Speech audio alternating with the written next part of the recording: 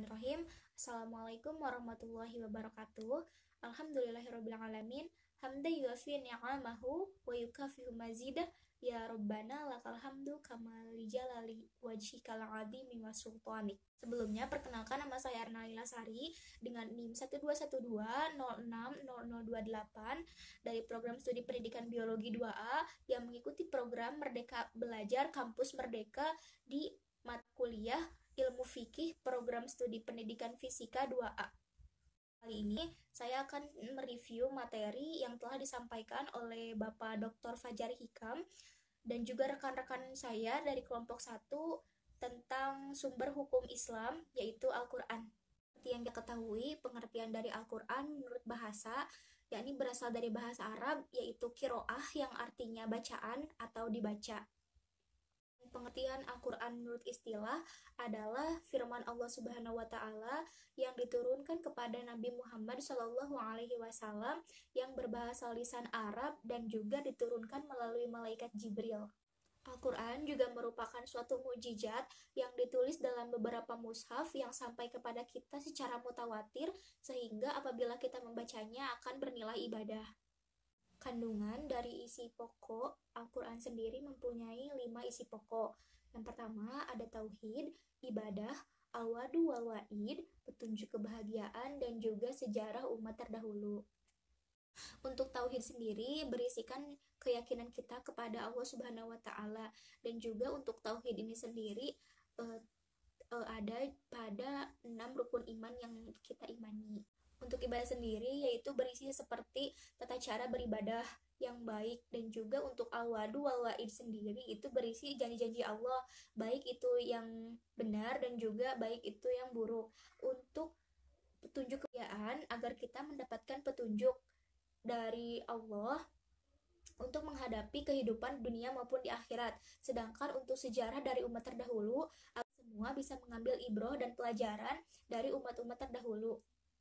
Untuk kedudukannya sendiri, Al-Quran memiliki kedudukan yang mulia karena Al-Quran sendiri merupakan sumber hukum umat Islam, serta karena berisi tuntutan dan peraturan yang akan menjadi sebuah petunjuk dan peringatan bagi umat Islam yang beriman. Itu, para ulama mengelompokkan hukum Al-Quran itu menjadi 3, yaitu sebagai akidah atau keyakinan, syariah atau ibadah, dan juga akhlak atau budi pekerti.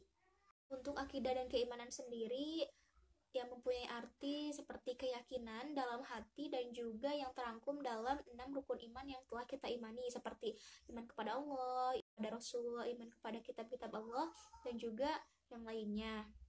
Untuk syariah atau ibadah itu berisi tata cara kita beribadah kepada Allah Subhanahu wa Ta'ala. Sedangkan untuk akhlak dan budi pekerti yaitu berisikan akhlak-akhlak yang baik yang harus kita terapkan dalam kehidupan sehari-hari. Al-Quran sendiri dapat dibuktikan kehujahannya, maka dari itu kita semua dapat mengimani bahwasanya Al-Quran itu memiliki beberapa kehujahan, diantaranya seperti kebenaran Al-Quran dan juga kemujizatannya. Kemujizatannya sendiri itu dapat dilihat dari berbagai segi, seperti dari segi bahasa, segi masa lalu, dan juga dari segi masa yang akan datang. Dari segi bahasa, sebagai contohnya, Al-Quran diturunkan dengan menggunakan bahasa Arab karena agar memudahkan seluruh umat Islam di dunia untuk memahaminya, serta memiliki gaya bahasa tidak mudah untuk ditiru oleh orang lain, bahkan penyair sekalipun. Sedangkan selalu seperti contohnya itu jasad Fir'aun yang diselamatkan sehingga jasadnya itu masih utuh sampai sekarang, serta kaum Ad dan Samud dan juga kota Iran yang hancur. Untuk dari segi masa lalu, seperti contohnya kemenangan kerajaan Bizantium yang perang melawan kerajaan Persia, dan juga kemenangan umat Islam di dalam perang Badar, serta masuknya Nabi Muhammad SAW beserta sahabat-sahabatnya ke Mekah. Kita banyak, kenapa ketika kita melakukan sebuah kesalahan atau kemaksiatan yang melanggar Al-Quran tidak langsung diberikan azab oleh Allah seperti halnya kaum terdahulu? Jawabannya adalah karena kita itu merupakan kaum akhir zaman dan sekaligus kaum yang diistimewakan oleh Allah Subhanahu wa taala karena kita merupakan kaum dari Nabi Muhammad Shallallahu alaihi wasallam, sehingga pemberian azabnya itu akan dipertanggungjawabkan dan dihisab nanti di akhirat.